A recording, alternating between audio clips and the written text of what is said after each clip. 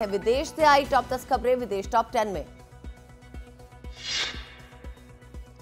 Belgium के प्रधानमंत्री BART D waiver ने यूक्रेन के कीव का दौरा किया। इस दौरान उन्होंने यूक्रेन के लिए 1 बिलियन यूरो की सहायता का ऐलान किया। दक्षिण कोरिया में सरकार ने ऐलान किया है कि 3 जून को राष्ट्रपति पद के लिए चुनाव होगा। उससे पहले निष्पक्ष चुनाव को सुनिश्चित करने के लिए एक विशेष टास्क फोर्स बनाई जाएगी, जिससे पिछले साल दिसंबर में पूर्व राष्ट्रपति यून सुक योल ने मार्शल लॉ लगाया था, जिसके सख्त विरोध के खिलाफ उन्हें इस्तीफा देना पड़ा। डोमिनिकन रिपब्लिक में एक डिस्कोथेक की छत गिरने से बड़ा हादसा हो गया। हादसे में 15 लोगों की मौत हुई, 120 लोग जख्मी हो गए। राहत और बचाव का कार्य जारी है। अफ्रीकी देश कांगो की राजधानी किनशासा में आई भीषण बाढ़ ने कम से कम 33 लोगों की जान ले ली है। राजधानी का आधे से ज्यादा हिस्सा बाढ़ की वजह से कट गया है और घरों में फंसे हुए सैकड़ों परिवारों को सुरक्षित जगहों पर ले जाने की प्रशासन कोशिश कर रहा है। रूस के पूर्वी भाग में चीटा शहर में जबरदस्त आग लग गई है। आग देखते देखते करीब 4,500 एकड़ के हिस्से में फैल गई। रूस के इमरजेंसी मंत्रालय ने कहा कि दमकल की 60 गाड़ियां आग को बुझाने की अथक कोशिश कर रही हैं।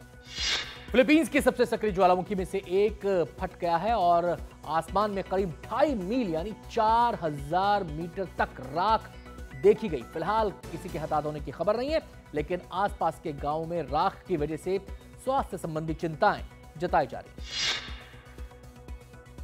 गर्मी का मौसम आ रहा है तो चीन के हुकोउ झरने का मंजर देखते ही बनता है। चीन के उत्तरी और उत्तर पूर्वी प्रांतों की सीमा पर यह खूबसूरती देखने के लिए लोगों की भीड़ लग गई है।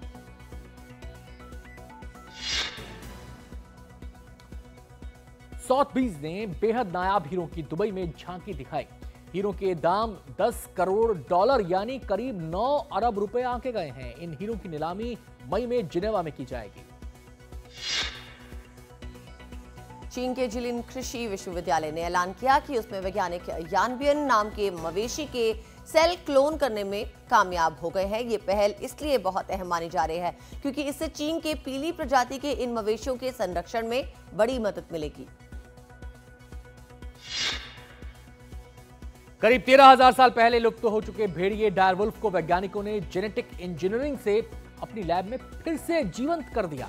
अमेरिका के एक वन्य जीव अभयारण्य में बेहद गोपनीयता के साथ दुनिया की नजरों से दूर 2 भेड़ियों को पाला जा रहा है। इन दोनों के नाम रोमुलस और रेमस रखे गए हैं।